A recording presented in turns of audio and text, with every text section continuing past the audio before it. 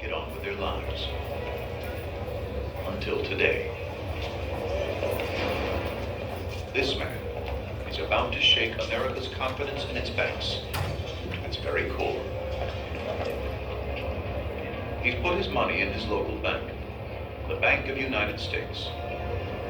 A bank that has only hours left to exist. But a newspaper article questions his bank's stability. This is the moment that begins a chain reaction that will shake the whole country's economy. Yet we don't even know the man's name. But his story was recorded by the New York Times. A small merchant in the Bronx went to a branch of the Bank of the United States and asked bank officials to dispose of his stock in the institution. Good day, sir. Yes, I'd like to withdraw my shares from the bank. Beg your pardon, sir. Bank regulations are virtually non-existent at the time. Bad real estate investments mean the bank has only kept itself afloat by cooking the books. Good day, sir. How may I be of assistance? Sell my shares. Well, the stock is a good investment, sir. I would advise against the sale. I want my money. The last thing the bank needs is to hand out all its cash. We almost witnessed that fairly recently, and I've seen what can go on, and I've seen travesty. He departed and apparently spread a false report that the bank had refused to sell his stock. By mid-afternoon, a considerable crowd had gathered outside the bank, estimated at between 20,000 and 25,000 persons.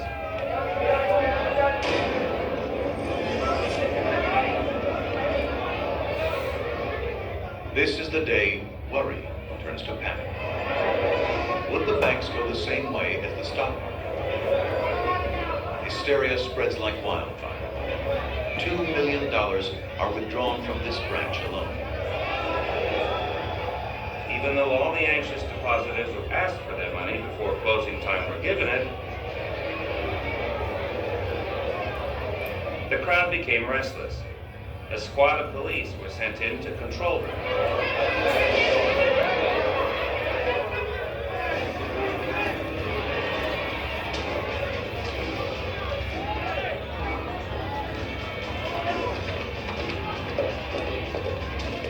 The trouble spreads to other branches. By the next morning, the Bank of United States has collapsed. Confidence in U.S. banks disintegrates. In the last 60 days of 1930, 600 banks shut. Banks close in wave after wave across the country. By 1933, there are 28 states without a single bank open. Unlike today, the federal government does not bail out the banks. Unemployment goes from 4 million in 1930 to 12 million in 1932. Every day, 1,000 homes are repossessed. 200,000 vagrant children wander the country. 34 million Americans have no source of income.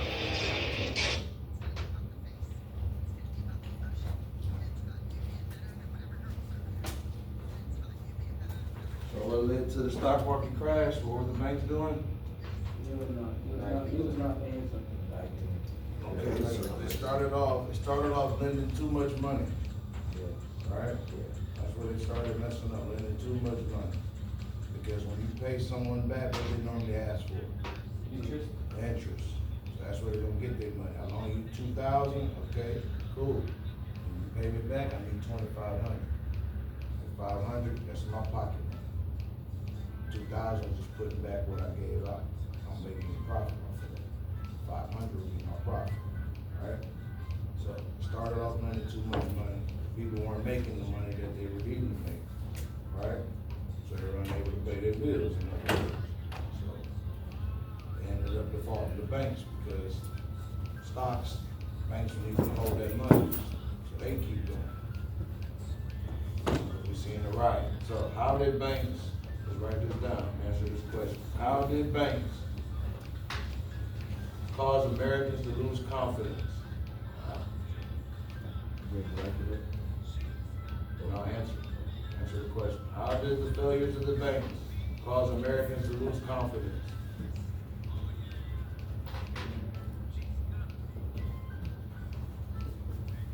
How did the failure of the banks cause Americans to lose confidence? As we heard, 600 banks closed and 60 days left of the year. There was only 28 states that had a bank at the time. How did the bank's failures affect the way Americans had confidence in the banks? The bank's failures, how did it affect the American public's confidence about the banking system?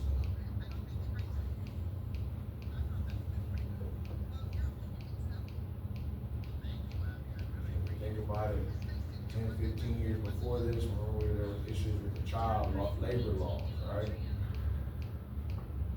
When people working in the steel factories, right? Started to have what's called reformation, right? People were coming in and seeing people being mistreated and being like such, so they started to come up with legislation and reasons to help people stay safe at work, right? Start coming up with laws and regulations, right? How do the effects of the bank's failures have on the confidence of the rest of America?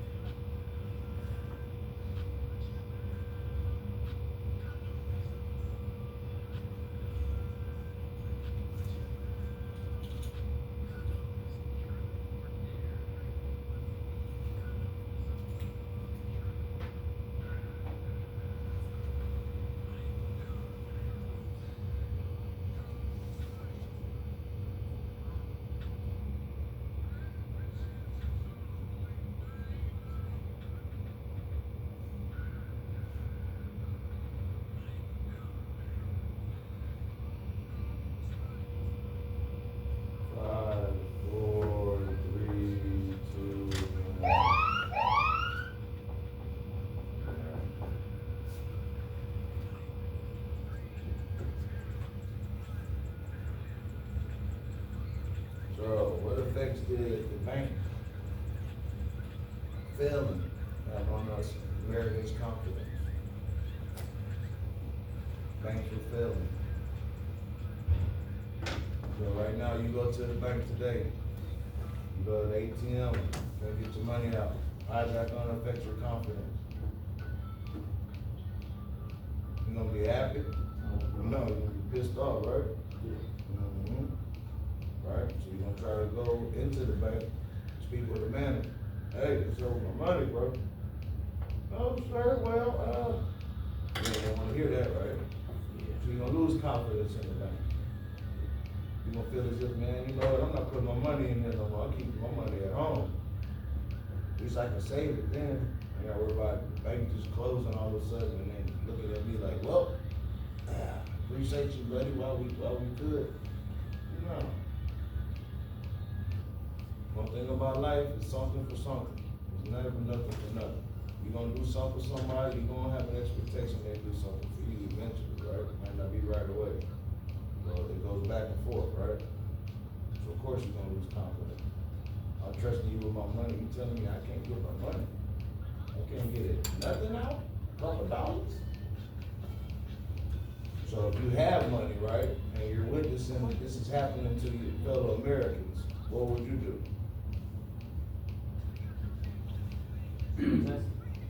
Protest, right? We're gonna start trying to file some type of legislation, try to get to the right people so we can create a law, so we can get this changed, we can get this fixed, right? Americans don't need to live like this. We need a better system. We need to create a system and put a system in place so that this doesn't happen again, right? Yeah. That's how change come about. When stuff gets messed up real bad, change needs to come about, right?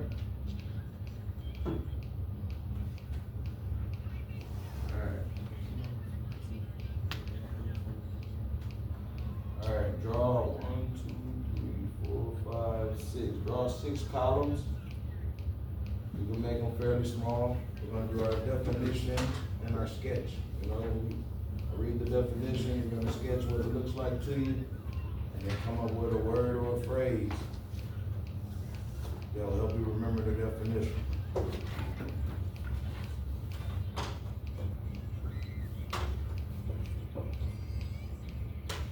It's gonna be a total of 6 columns. All right, our first one is the stock market crash. This is known as Black Tuesday, 1929, October 29, 1929.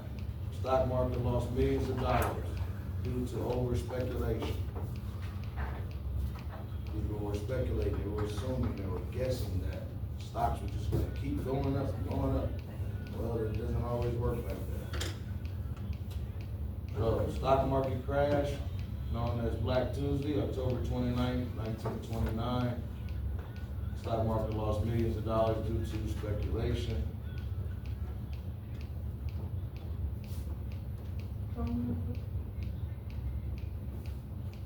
Alright, our next one is what's called bank runs. Just like it sounds, bank runs.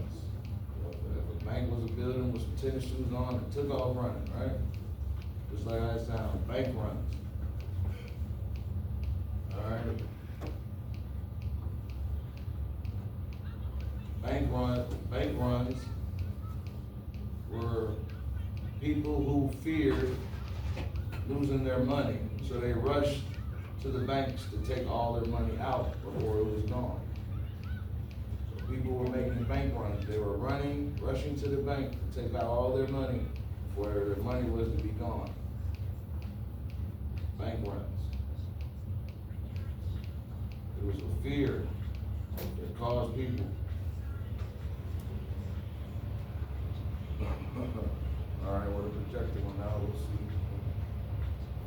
All right. Bank runs. People were fearsome that they're gonna lose their money, so they ran to the banks to take all their money out. Go to the next one. The next one is farmers struggling. Farmers struggle. Farmers struggling, or farmers struggle.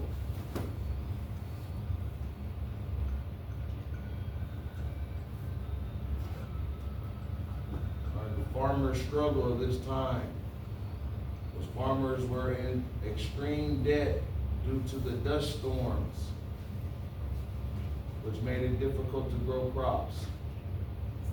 Farmers got into extreme debt due to dust storms, which made it difficult to grow crops.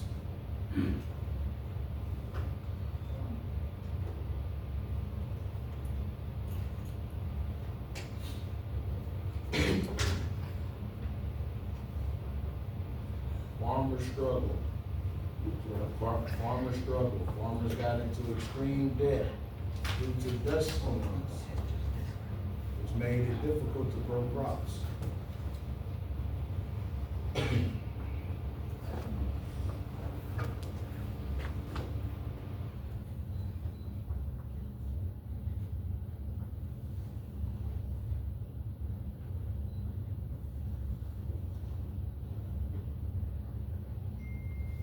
Next one. This is when credit is introduced. All right, so credit. buying on credit, buying products that you cannot afford, or buying on credit to buy products that you cannot afford. So you would buy them on credit. So credit could be, you put a small percentage down, we'll cover the rest for you, but you still gotta pay us back. Alright, so like when you go to purchase a car, they may ask for a down payment, alright? So that's some type of good faith, and they lend you credit.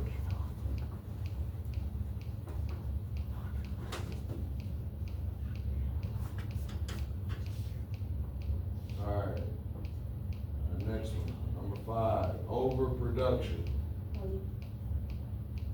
Overproduction, sounds exactly how it is. Companies are beginning to make more products due to the assembly line, but they cannot sell them because of the depression. Overproduction, overproduction. Banks, companies began to make more products because of the assembly line. However, they cannot sell the products due to the depression. Alright?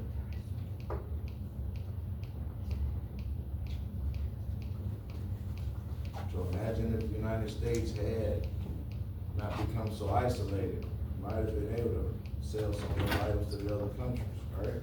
That would have kept us with some money in our pockets a little bit. So overproduction, companies were making more products because of the assembly line, but they could not sell them because of the depression.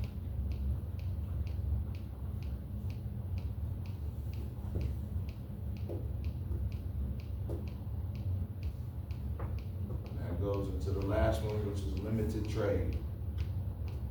The United States was isolated, right? So we limited our own trade. By limiting our own trade, it slowed down global trade. Limited trade. The United States isolated itself, so global trade went down, global trade declined. So now the entire world is struggling. Everybody, nobody wanted to trade with you. So the limited trade was the United States isolating themselves, causing global trade to decline. Because of our isolationism, global trade declined, right? We started doing tariffs, that's taxes, right? So that's a trade restriction. Or for you to trade with us, you gotta pay this restriction, pay this tariff, this tax. If not, you are restricted. Right? What was the name of the first one? First one was stock market crash.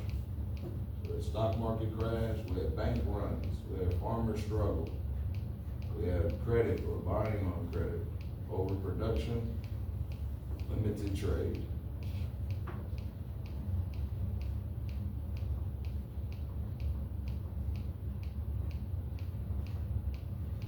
I'll give you a couple minutes.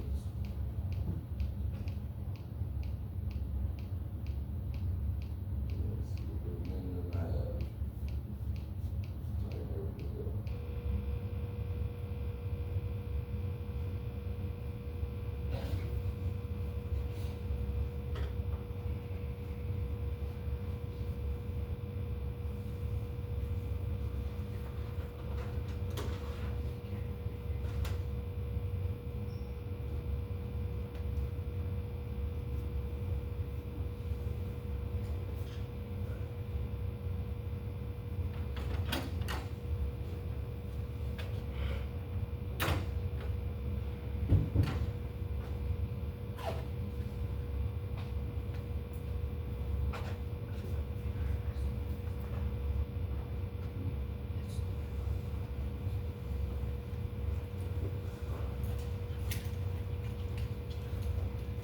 Seconds.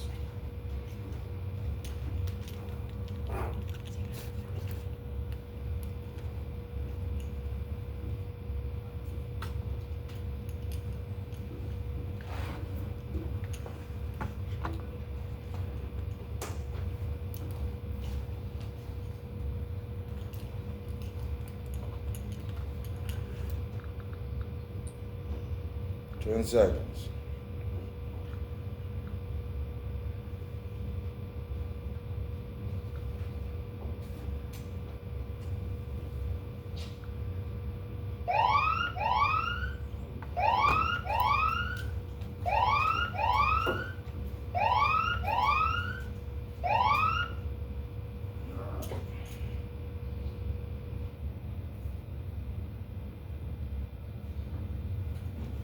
Alright, based on the definitions that I gave you, I'm gonna ask you a question. You're gonna tell me what Mr. Chacon, if you're in the building, please report to the main office. Mr. Chacon, if you're in the building, please report to the main office. based on the definitions I just told you, I'm gonna ask these questions, you tell me which one it would be. So, stocks were not worth as much as they had been speculated to be worth. Stock market crash. There you go, Abe. United States had loaned money to their allies after World War I, but they were unable to pay. Buying on credit. Lying on credit. Mass production led to an oversaturation of goods in the economy. Overproduction. Overproduction. Crops were being sold cheaper due to new machinery. Farmer struggle. Oh, there you go. This day was also known as Black Tuesday because people lost so much money. Black Tuesday. Bank run? Huh? Bank run? No. Well, that led to it. Too many bank runs.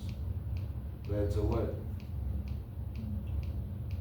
Too many bank runs led to what happened on October 29th, 1929, Black Tuesday. Huh? Oh, October 29th, 1929. That's when the stock market crashed. Alright, so that's the answer for that one. This day was also known as Black Tuesday because people lost so much money in the stock market crash. Alright, advertising that encouraged people to buy things they could not afford with loans. Buying on credit. The Dust Bowl further problems for this group of people. Farmers struggle. That's right. The Dust Bowl, the people couldn't grow the crops, couldn't make money, couldn't put no corn out, no wheat. All right. The Smoot-Hawley Tariff Act made it harder to trade with other nations. It's right there in there. Come on. The Smoot-Hawley Tariff Act made it harder to trade with other nations. Limited trade. Limited trade. Thank you, sir.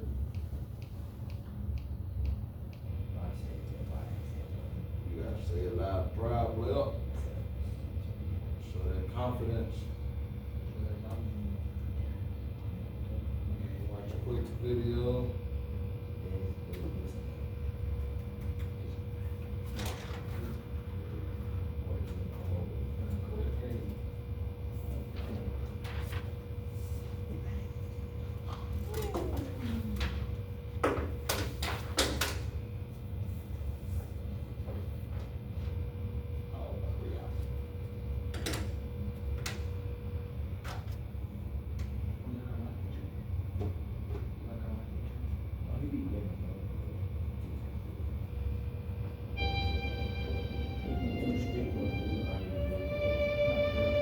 During the 1930s, a terrible drought struck Texas and the Great Plains.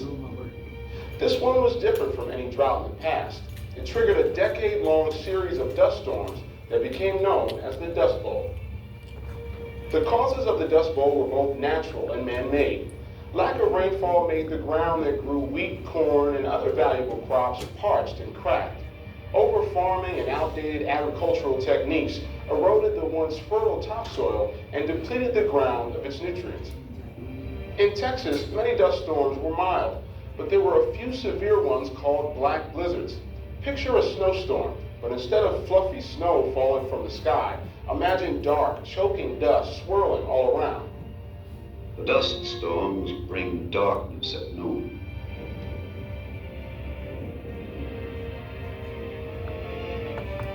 The worst of these black blizzards struck with a vengeance on April 14, 1935. It is often called Black Sunday by survivors, and the Texas Panhandle was the hardest hit area of the state. The storm carried the dust and topsoil so far that ships anchored 300 miles off the coast reported finding dust on their decks. Newspapers from across the country feverishly reported about Black Sunday, including Associated Press reporter Robert Geiger, who was credited with coining the phrase the Dust Bowl. As he wrote, three little words, achingly familiar on a Western farmer's tongue, rule life today in the Dust Bowl of the continent, if it rains. While Texas and the Great Plains faced the Dust Bowl, the rest of the country sank into the Great Depression following the stock market crash of 1929. With the livelihoods of most Texans tied to farming and living off the land, the prices for any and all crops dropped severely due to the Depression. Sonora Babb, a California journalist originally from Kansas, returned home to visit her mother and could not believe what had become of the plains and its downtrodden people. She reflected, I saw them standing in line for the meat and potatoes of relief. Their stricken faces, one after another in the line, looked very much alike. As the soil that had once helped feed the nation turned to dust, many were forced to leave Texas in search of better farmland. Those who remained, however, received help from the federal government. The Civilian Conservation Corps was put in place to not only give people work, but also to try to conserve the soil and reverse the Dust Bowl. The CCC planted 200 million trees from Abilene, Texas, all the way to Canada. Another project called the Works Progress Administration, or WPA, employed millions of Texans on public projects. Most WPA jobs in Texas were in construction. Parks, swimming pools, bridges, highways were all built by hardworking Texans. Is that you? Just as man-made and natural occurrences triggered the Dust Bowl, those same two forces helped end it. Rain began to fall more frequently and the temperatures cooled. Farmers updated and changed their farming techniques to keep the topsoil healthy and fertile. The Dust Bowl taught Texans many important lessons about the land and how the health of it affects their society, economy, and community.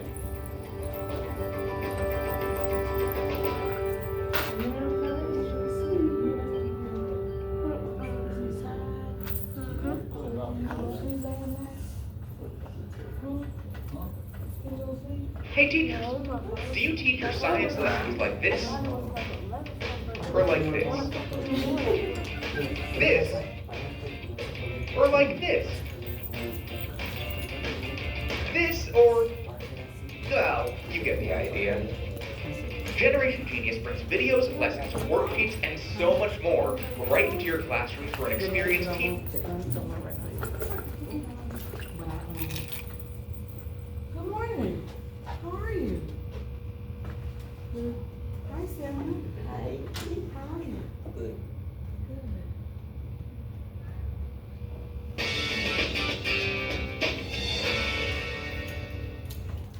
Marcus Garvey wanted to return African Americans to Africa, to create a vibrant Black nation, empowered through economic independence. Although some of his goals were controversial, his crusade would inspire leaders from Malcolm X to Martin Luther King and Nelson Mandela.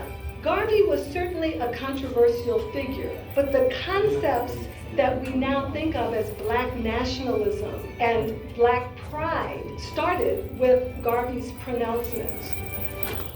Marcus Mosiah Garvey was born in St. Ann's Bay, Jamaica, on August 17, 1887. Beginning as a printer's apprentice at 14, Garvey became a union organizer and later worked various jobs across Central America. Marcus Garvey found wherever he went, Black people of African heritage in particular were always on the lower stratification end of society. This had a profound impact on him. Particularly, his concern was for the uplift of African people globally. In 1912, Garvey sailed to London, England, and took night courses at Birkbeck College. After working for a Pan-African newspaper, Garvey returned to Jamaica in 1914 and formed the United Negro Improvement Association, or UNIA. The UNIA was about Black self-determination. It was about galvanizing the ideas of Black repatriation to the motherland, the continent of Africa. And it was extremely important in terms of getting Black people to understand self-pride, pride in one's race. Inspired by Booker T. Washington to raise funds and start his own school, Garvey came to the United States in 1916 and in 1918 began publishing the Negro World newspaper. Garvey was extremely outspoken. He was, some people would say, almost bombastic. He wanted to take over Africa and had elected himself as president of Africa without consulting the Africans, unfortunately. Determined to achieve economic independence for African Americans, Garvey launched the Negroes Factories Association in 1919 and a shipping company called the Black Star Line, which he planned to use to transport passengers back to Africa. Garvey was a great organizer, but unfortunately not a great businessman. During the time that Garvey and the UNIA were trying to launch the Black Star Line, they solicited funds from investors for stock options through the mail, and this resulted later on in allegations of mail fraud, and Garvey was convicted and sent to prison. After serving 5 years in prison, Garvey was deported. He eventually moved to London, and in 1938, he supported the Greater Liberia Act, created by known white supremacist, Senator Theodore Bilbo from Mississippi. Marcus Garvey's association with Senator Bilbo is related more on a practical level rather than an intellectual like for each other. Marcus Garvey's attempt to help Africans in America leave and go to Africa fell in line with some aspects of KKK philosophy. Garvey died in London on June 10, 1940. He was reinterred in Jamaica in 1964 and is hailed as Jamaica's first national hero and the prophet of the Rastafarian religion. Although Garvey was a flawed leader, he's someone who is really important to the history of the Black radical tradition. He was probably one of the strongest voices of Black nationalism in history.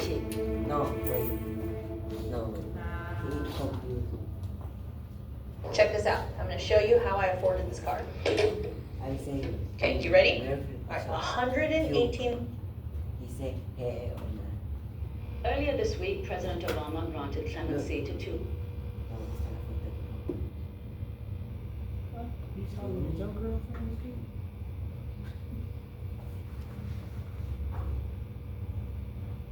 So you gonna write on the paper desk? You gonna write on the paper desk? It's like in your school.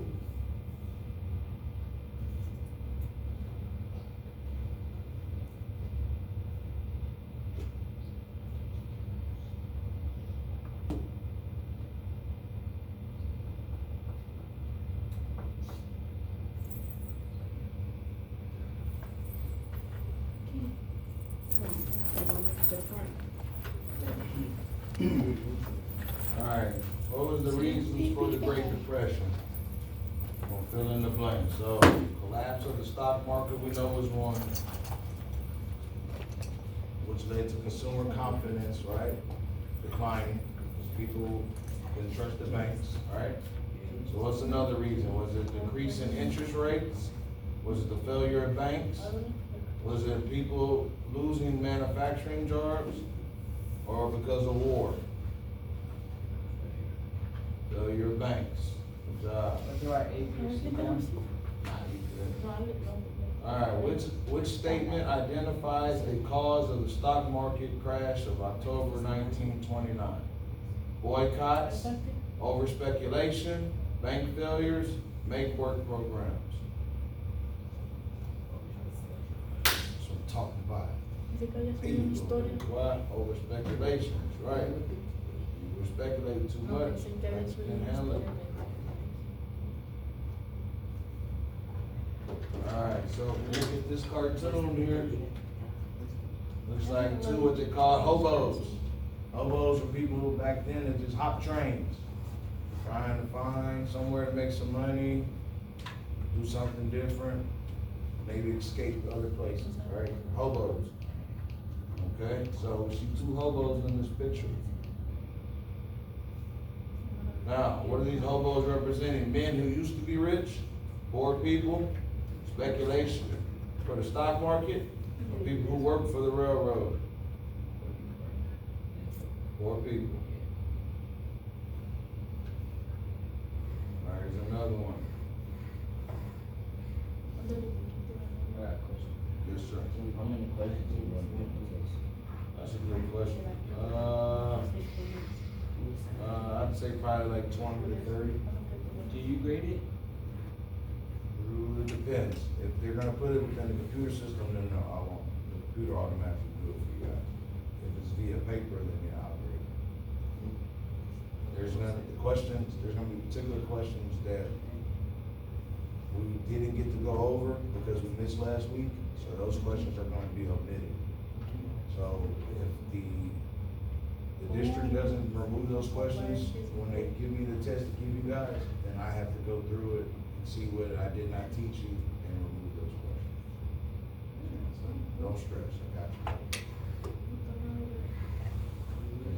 He told us our test is just going to be about that was science. It was science. It was not science. He told us that our test wasn't going to be nothing bigger than it was only going to be about All right, so this picture here, it's an older gentleman, looks pretty nice, got a nice shirt. Yeah, look like a nice shirt and tie on, suspenders. On the side of him, the paper says he's a victim of the bank failure. A little squirrel comes up to him and the squirrel asks, "But why didn't you save some money for the future when times were good?" The man says, "I did." So is this cartoonist in this drawing, right? It's a major cause of the depression. What about what about this picture is related to the depression? We see this gentleman, is it a man who used to be rich, an unregulated banking system? Was it due to over-speculation or industry monopolies? All right. Also, what does this man look like? Does he look like he could have been rich? All right, so this one with two answers.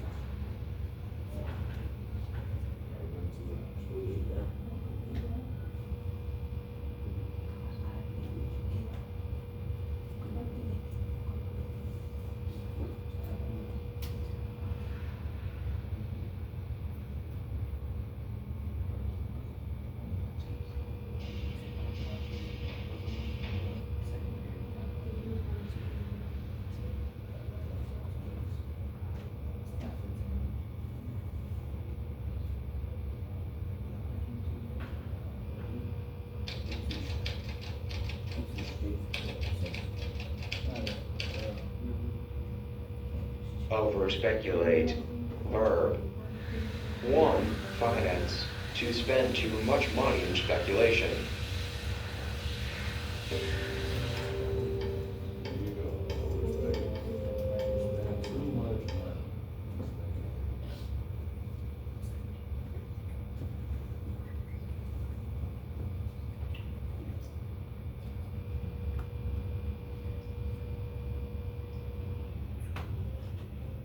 Sipping my morning tea, I stumbled upon a presentation by Sam Bankman-Fried.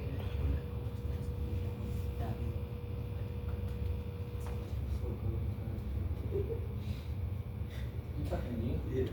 I did this thing. I did this thing.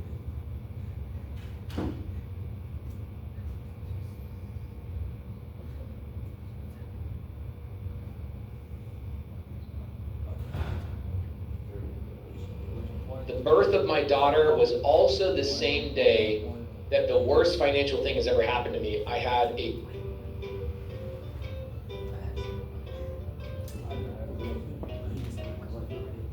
saving, investing. Every successful investor must begin by understanding the difference between saving, investing, and speculating. If you get those confused, you run the risk of losing a lot of money. Let's start with saving. Saving can be defined as the process of setting money aside in order to make a purchase a short time in the future, typically under 3 years. The most important element when it comes to saving is the safety of your money. You don't want the value of your savings to fluctuate because you'll need all of it to make your purchase. There are several options available to help you save money. Savings accounts, money market accounts, and certificates of deposit, for example. Unfortunately, as a trade-off for protecting your money, saving typically pays interest at a rate that is just a bit higher than inflation. If you want to earn more than that, you'll have to look to investing. Unlike saving, investing is a long-term process. It often involves committing a portion of your money to owning a share of a business, with the expectation that you'll receive a higher return than inflation. The most important factor in investing is the growth of your money, and there are many ways to invest, with stocks, bonds, and real estate being the most popular. However, once again, there's a trade-off.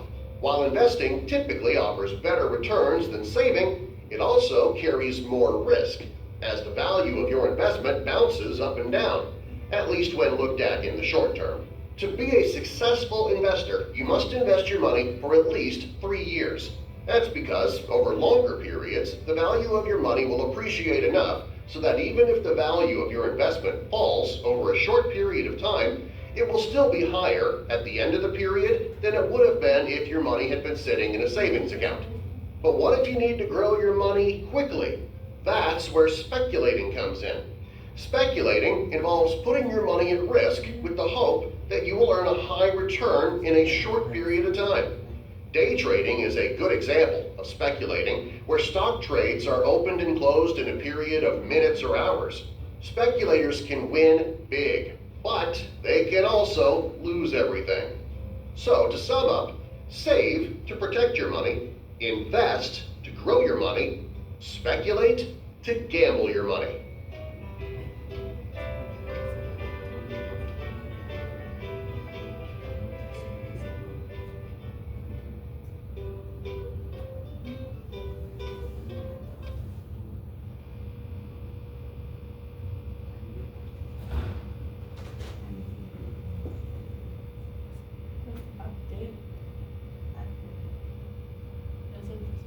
I'm here in the wealthiest county in America.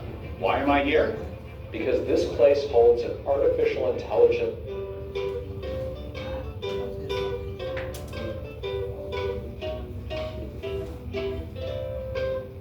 This is Dave. Dave has his eyes on a beautiful 1978 Ford Pinto.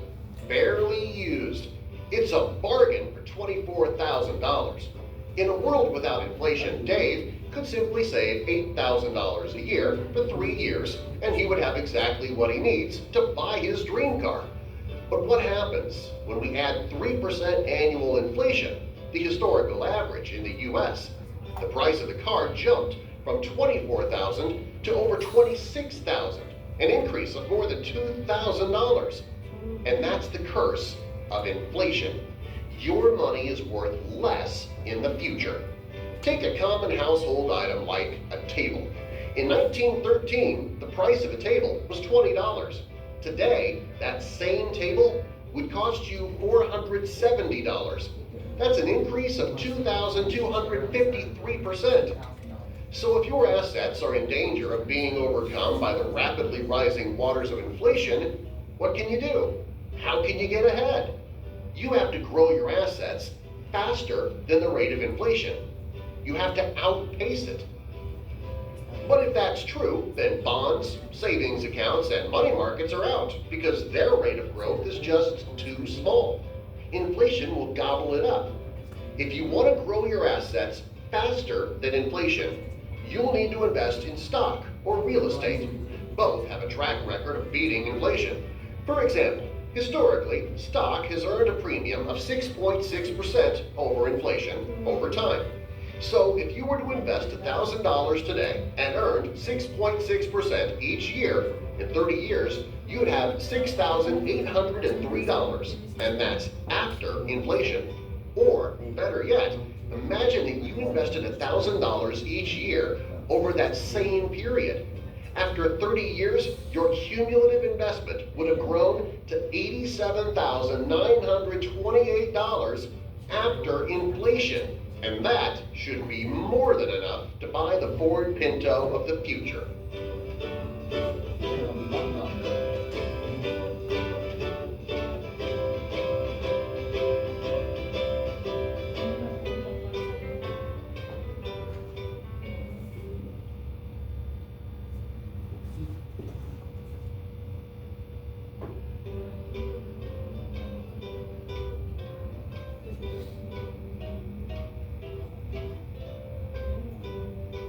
What is stock? When a company needs to raise money in order to grow, it can choose to offer ownership shares to the public through stock. You've probably heard the phrase, a company is going public. That means that the ownership structure of the company is changing from being owned privately by a few individuals to being owned publicly by thousands of people. This is called an initial public offering. Once the shares are offered to the public, they are then available to trade on the stock market. The most popular stock markets are the New York Stock Exchange and the NASDAQ. While they execute buying and selling transactions differently, their function is the same. Stock markets bring together buyers and sellers so that everyone gets a fair price. Owning stock gives investors a claim on the assets and earnings of a company based on the number of shares they own. The price of a share changes as investors evaluate the likelihood that a firm's earnings, profits, and cash flow will grow. While you would expect that changes in the business prospects of a company would drive day-to-day movements in stock prices, it turns out that prices are also impacted by the shifting emotions of investors. In fact, prices change numerous times each day based on investor sentiment. And the herd mentality of the market can affect prices even without news about the company. A successful publicly traded company has several options when deciding what to do with its earnings and profits.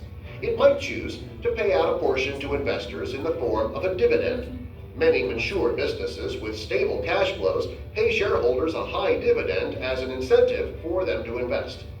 Another choice for a company is to acquire other businesses with the cash earned from their profitable operations. Business acquisitions entail their own kinds of risk, but can also fuel growth in the future.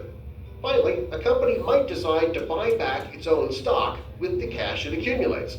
Buying back stock shows investors that the company believes in its own future, and it reduces the number of shares outstanding, which makes the rest of the shares more valuable.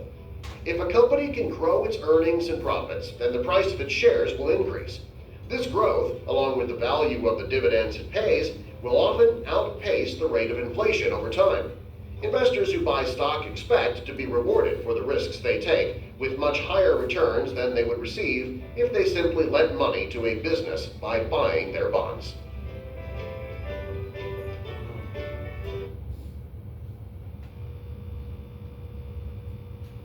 All right, Black Tuesday, October 29th, 1929, what happened? What happened on that day? October 29th, 1929, Black Tuesday. What happened? They have to do something with the bank. What happened with the bank on this day? On this day, what happened? Stock market crash, October 29th, 1929, Black Tuesday. You said Black Tuesday. Black Tuesday. The Dust Bowl affected who? The Dust Bowl, what group of people did the Dust Bowl affect? The rich. No. The Dust Bowl. Bro,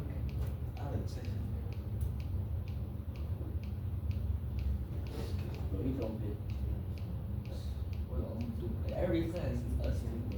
The Dust Bowl. What group of people did it affect?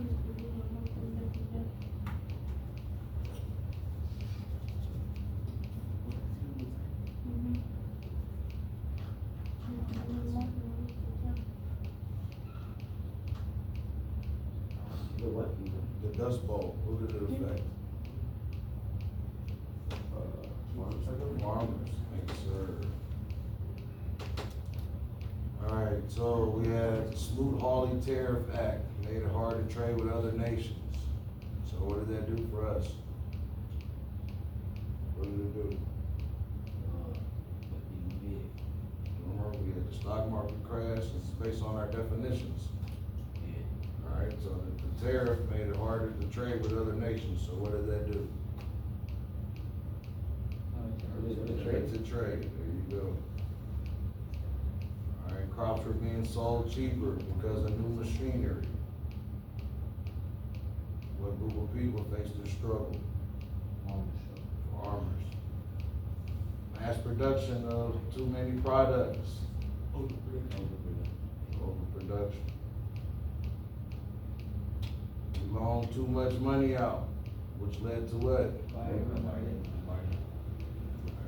on credit led to something else that helped lead to the stock market crash. What was the main one that led to the stock market crash? Oh no. Well, we just watched the video on you can save, you can invest, or you can save, invest, or speculate. Speculate, gamble with your money. Alright? Over speculates. Alright. Put your names on the papers. Let's go. I'll see y'all tomorrow. This one to go? Oh my God.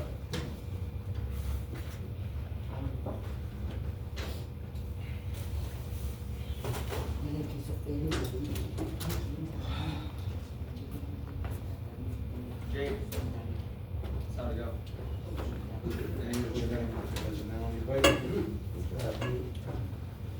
Forget your phone. Alicia. So Joe, you did so much today.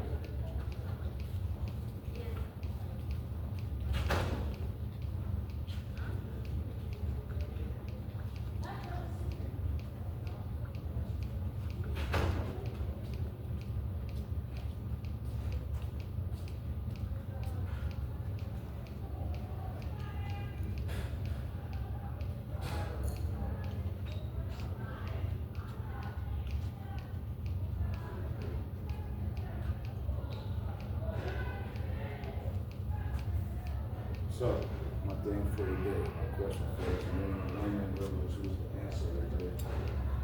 Should you send a letter to your partner with your level, the interest, the spice? Let me know. I think you should. So, my thing for today.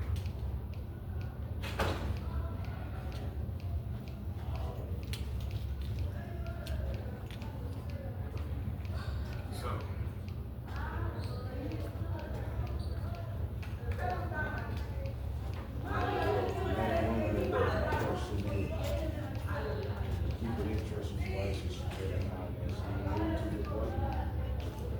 Wherever it is.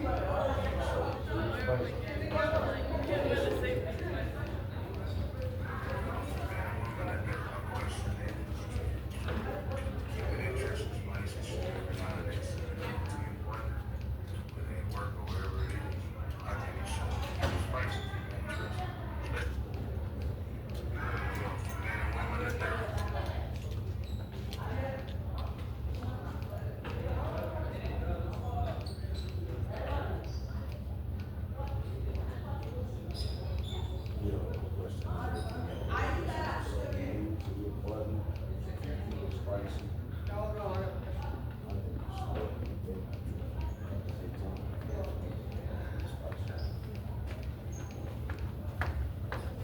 Get in.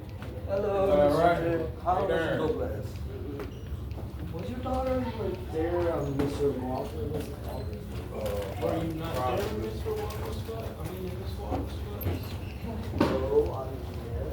I saw my grade. My grade was good. Thank you very No, much. who was it though? Appreciate it. What? It smells like vape in here. I don't vape, don't know what that means. Babe, it's like a weird, it's like a new. I think we know, Bernie. I think we know. Okay. And vape is a very teenage life. Yeah, it smells like vape in here. It's just like that I know what it smells like. You know. Alright, let's have a seat, let's have a seat. We'll find these other two knuckleheads. Oh. What kind of smells like vape in here, sir? We do not care. Fuck up.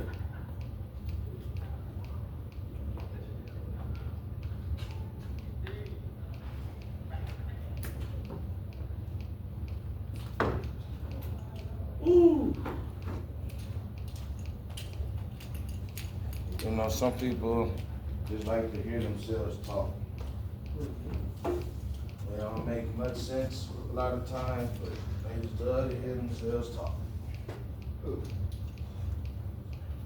are people that you kind of gotta ignore. So drive me cuckoo. All right.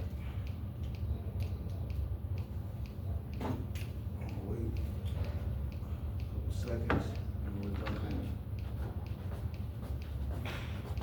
You and your boyfriend, y'all gonna chill today? Y'all gonna be fighting and shit? Alright, we'll make sure.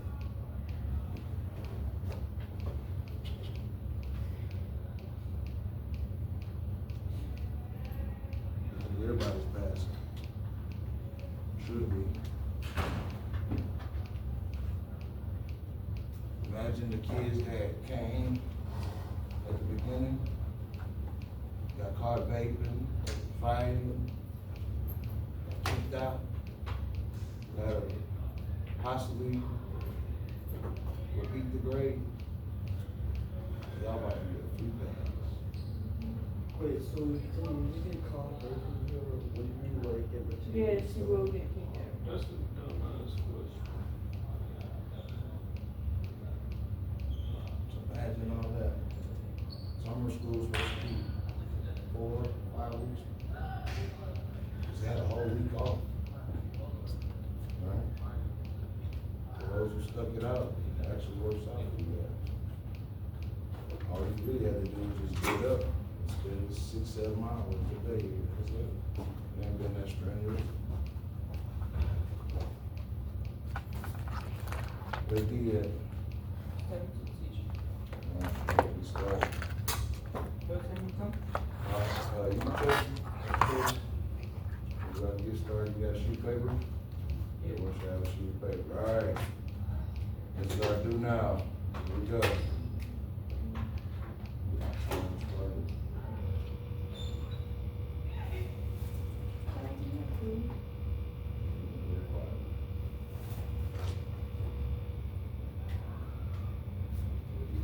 Snack when you eat. One of those people. No. Okay. You can eat your food quietly. You're not one of the people that just drop their food, huh? No. Okay, all right. You can eat quietly and don't spill nothing. Just go with me. Just go with me. Well, what happened to Rolando, man? He just said, screw it.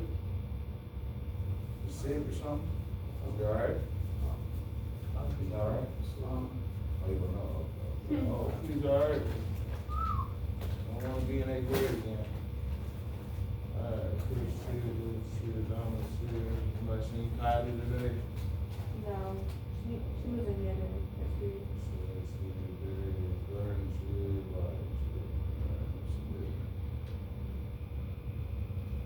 All right, on our paper, what you're gonna do, I'm gonna read you 3 people who had notable impacts around this time for the United States, okay? You're gonna pick which one out of these 3 you feel had the best impact. All right, there's no right or wrong answer, just you pick which one that you feel had the best impact or the better impact. All right, ready, Brian? All right. Come on in, player. Have a seat. You rolling. All right. We're going over 3 notable people around this time. Out of these 3, you're going to pick one person that you feel had the best or the better impact. First person is Charles Lindbergh.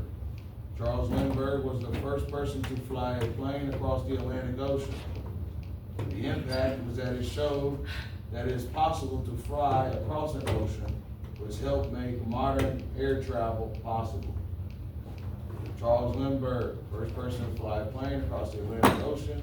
This displayed that it is possible to fly across an ocean, which helped with modern travel today. All right. Second person is Marcus Garvey. This is a black gentleman. He started the Back to Africa movement. This was to help black people escape racism in America. Okay? His impact helped with black nationalism and pride.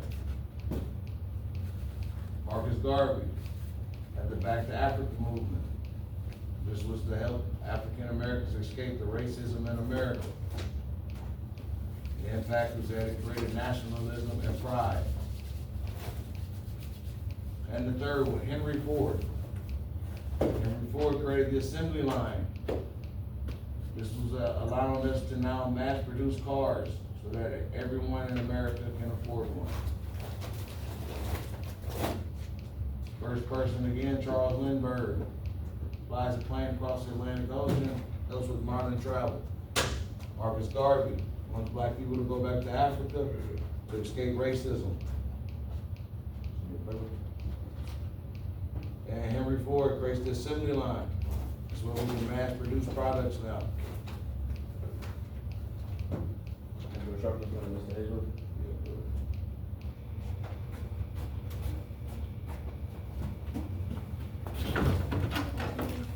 Pick your person and tell me why you think they had the better impact.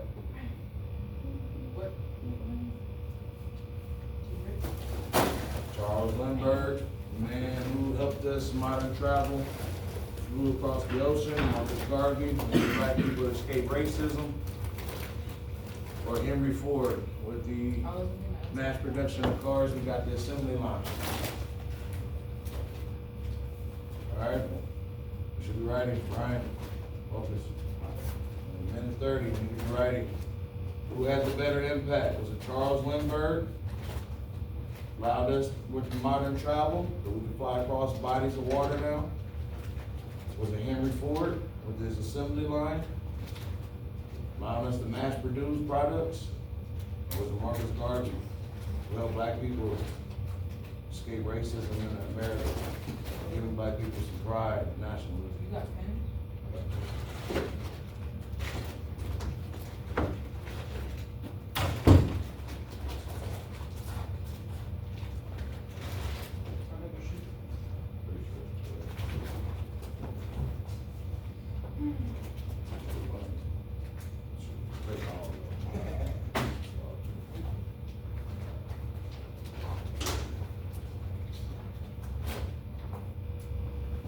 5 seconds.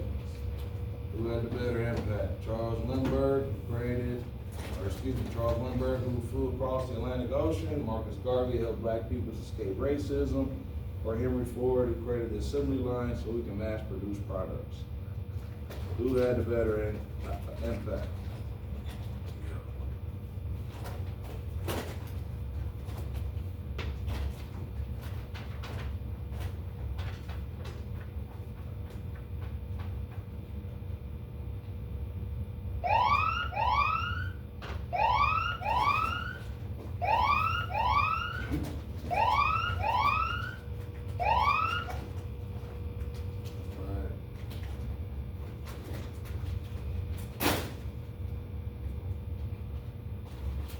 Who chose Charles Lindbergh?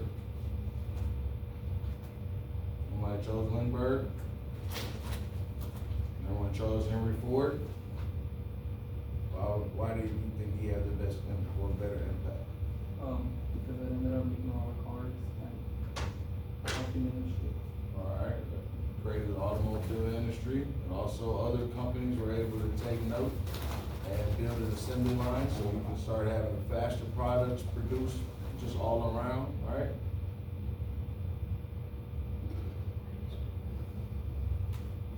What about Marcus Garvey? Anyone chose Marcus Garvey? Dominus, who'd you pick? Who had the better impact for you? I know, I gotta snap out of it. Come on now. So last week we got a test Friday. Uh-huh. Yeah. All the marks. Wait, I thought we didn't have. Hey, that just doesn't matter. I'm learning. True story. I mean, see, I was supposed to have a pre-test for history, but they Wait, didn't so what give if it you're to you leaving guys. early? You gotta do the post-test. Wait, so what if you're leaving early? What if you're leaving early? Yeah. I can figure something out. I can tell you, I don't know. No, I'm saying, like, does it really matter if we really? Yeah. I already know the Because bike. y'all went to school for 5 weeks, so you got all this crammed in, so they gotta test it. Alright? I don't know, I wouldn't have that mindset. I would have that mindset, at least try to pass it, and then, well, if you come to find out, and you still good to go, then cool. Because at least go in with the mindset that you're gonna pass. Alright, we're learning about the economic depression, alright? Stock market crash of 1929, call it Black Tuesdays. October 29th, 1929, the stock market crashed, alright? So business failures led to high employment, right? Alright, high employment forced banks to close, because people couldn't pay back the banks, couldn't pay back their loans, couldn't pay their bills, right? Alright. So we'll learn about speculation, bank failures, consumer confidence, and tariffs. Anybody remember what a tariff is? The boom is built on. What's a tariff? Tariff is another word for tax. So yeah, it might just matter y'all passed that tariff on Friday. Yeah. I don't do so well. I don't know. Credit. Tariffs, taxes. All right, we're gonna watch this video. Based on this video, you're gonna tell me why did bank runs assist with the Great Depression, causing the Great Depression? Bank runs, all right? Why did bank runs assist In with causing the 1929, Depression? $6 billion of goods are bought on credit. But 80% of Americans have no savings at all. Some stocks are valued at 50 times what they're really worth. A giant bubble just ready to burst. By October 1929, the inevitable happens. The stock